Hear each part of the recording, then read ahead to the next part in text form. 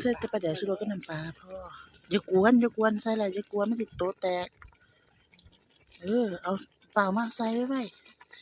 คนที่เขาต้องใส่ตั้งแต่ที่แรกตัวงามเอาสุดลงไปด้วยเลยสุดลงไปแค่บาทอย่างละเพิ่นสีหน้าสุดรสได้หลายนะแนวแซ่บมันนี่น้ำตาลนี่นะนายโอเคปลาซิดลงไปนัวๆในจังหน่อยมันแซ่บโอเคปลาแดกใส่ละบ่โอเคปลาน้ำกันได้ค่ะมีหลายอย่างค่ะมีตำบักหุ่งปิ้งไก่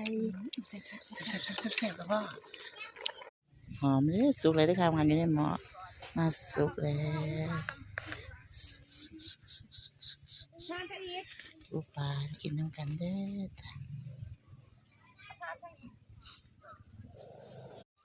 ขัวปลาค่ะขัวปลา